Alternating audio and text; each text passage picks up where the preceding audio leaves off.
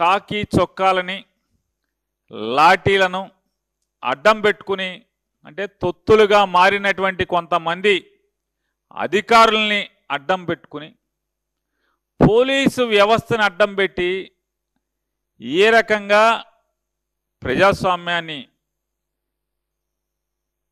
కొంతమంది కాకి బూట్ల కింద ఏ రకంగా నలిపివేశారో ఛిద్రం చేశారో ప్రజాస్వామ్యాన్ని మనం చూసాం. యాదవా నా కడుపుని చెడబుట్టావు ఏంట్రా ఇంత పాపాలు ఏంట్రా మేము అంత పద్ధతిగా పెంచాం నేనని అట్లా మీరెవరిని నేను చర్యలు తీసుకోరా? కేసులు కట్టకపోతే ఎలక్షన్లో ఈ రకంగా చేస్తే కేసులు కట్టకపోతే చేయరా?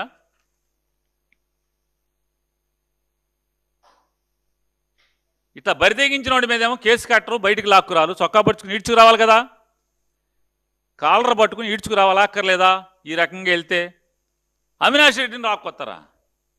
ఇంట్లో పడుకుంటే టౌన్లో మున్సిపాలిటీలో ఇంట్లో పడుకున్నవాడినేమో చొక్కా మామూలు చేతులు పట్టుకుని ఈడ్చుకెళ్తారా? ఓ పోలీస్ ఆయన అంటాడు, ఏయ్ రండిరా నాకు చెయ్యి అందట్లేదు అవినాష్ది, లాగండి తొయ్యండి కింద నుంచి తొయ్యండి అంటాడు. మరి ఈయన లాగరా ఎవరు? ఈయన లాగటాకి ఇతను లాగటాకి ఎవరిని పిలవరా? ఇతన్ని ఆ చుట్టూ ఉన్న వాళ్ళని లాగటాకి అందరూ బయట ఊరోళ్లే కదా. పోలీసు వాళ్ళని మిగతా పోలీసు వాళ్ళని వీళ్ళని లాగాలి, బయటికి లాగాలి, చొక్క పుచ్చుకు లాగాలి, చెయ్యుచ్చుకు లాగాలి, కాలుచ్చుకు లాగాలని పిలవాలి కదా. పిలవరు ఎవరు? పోలింగ్ ఆఫీసర్ ఏమయ్యాడు? కంప్లైంట్ చేయాలి కదా. కలెక్టర్ గారు ఏమయ్యాడు? అసలు ఎంత అంటే వీళ్ళు ఎంత దొంగతనాలు చేస్తా దొరికిపోయారంటే జిల్లా కలెక్టర్ గారు ట్వీట్ చేశాడు, ఎలక్షన్స్ ఆయన ఎస్పీ గారు మొత్తం అన్ని 15 పోలింగ్ సెంటర్లు తిరుగుతున్నారంట, ప్రజాస్వామ్యాన్ని కాపాడుతున్నారంట. 4 ఫోటోలు పెట్టి ఆయన ట్వీట్ చేశాడు.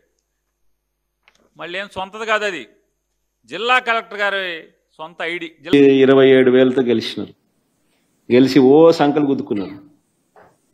ఓ 27,000 గెలిచినా వైఎస్ఆర్సీపీ పని అయిపోయింది, తెలుగుదేశం పార్టీ బాయింట్గా ఉంది, ఓ ఓ ఓ బ్రహ్మాండంగా ఉంది అని అందరితో నన్ను తిట్టించినారు, వైఎస్ఆర్సీపీని తిట్టించినారు, తెలుగుదేశం పార్టీ బ్రహ్మాండంగా ఉందన్నారు.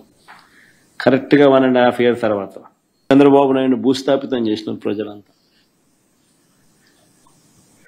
ఎక్కడైనా కూడా ప్రజాస్వామ్యంలో ప్రజలకు మంచి చేసి ఓట్లు అడిగితే ప్రజలు మనస్ఫూర్తిగా ఆ ఓట్లు వేస్తే 4 కాలాలు వర్ధిల్లుతారు.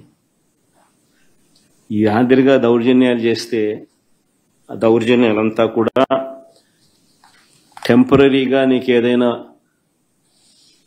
మీకు ఏదైనా ఉపయోగపడతాయేమో కానీ చివరికి వచ్చేసరికి కన్ను మూసుకొని కళ్ళు తెరిచేసరికి 1.5 years అయిపోయింది. అప్పుడే కన్ను మూసుకొని కళ్ళు తెరిచేసరికి మరో 3 ఏళ్ళు కూడా అయిపోతాయి. ఆ 3 ఏళ్ళు అయిపోయిన తర్వాత తెలుగుదేశం పార్టీ వీళ్ళు చేసిన అన్యాయాలకు, దౌర్జన్యాలకు, అబద్ధాలకు, మోసాలకు ప్రజలు ఏ స్థాయిలో బుద్ధి చెప్తారు అని అంటే డిపాజిట్లు కూడా రాని పరిస్థితి లేకపోతారు వీళ్ళంతా. ఇది వాస్తవం. జరగబోయేది కూడా ఇదే. నేను గట్టిగా డిమాండ్ చేస్తా ఉన్నా, ఇదే పెద్ద మనిషి చంద్రబాబు నాయుడు గారిని డిమాండ్ చేస్తా ఉన్నా, కొద్దో గొప్ప ప్రజాస్వామ్యాన్ని ఎవరైనా కూడా గౌరవించే వాళ్ళు ఎవరైనా ఇంకా వ్యవస్థల్లో ఇంకా ఉంటే వారికి కూడా విన్నపం చేస్తా ఉన్నా.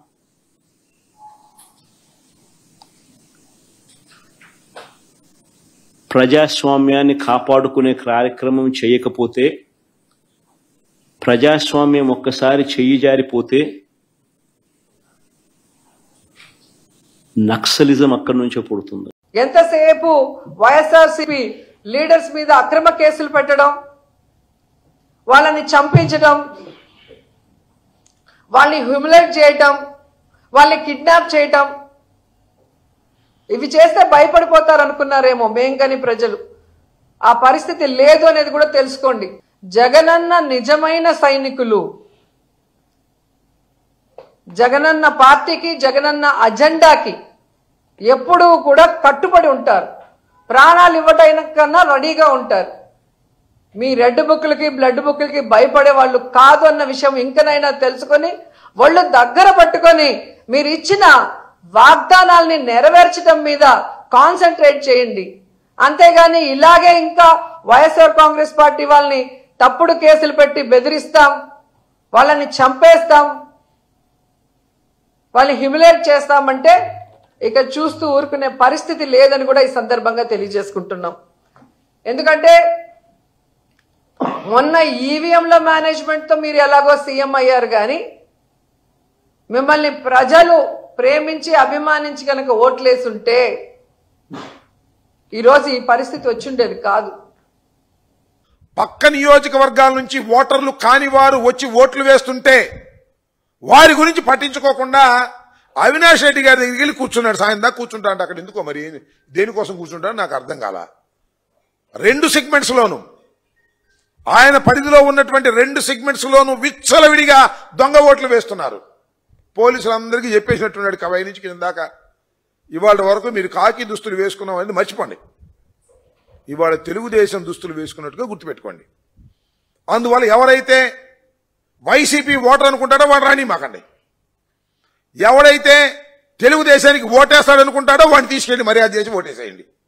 వాడు ఓటర్ కాకపోయినా సరే అనేటువంటి పద్ధతుల్లో డిఐజీ ప్రవీణ్ కోయా ప్రవీణ్ గారు తెలుగుదేశం పార్టీ ఏజెంటుగా, తెలుగుదేశం పార్టీ కార్యకర్తగా ఎన్నిక జరిపే కార్యక్రమం చేస్తున్నారంటే ఇంతకన్నా సిగ్గుచేటు ఈ ప్రజాస్వామ్యంలో ఏమైనా ఉందా అని అడుగుతా ఉన్నా.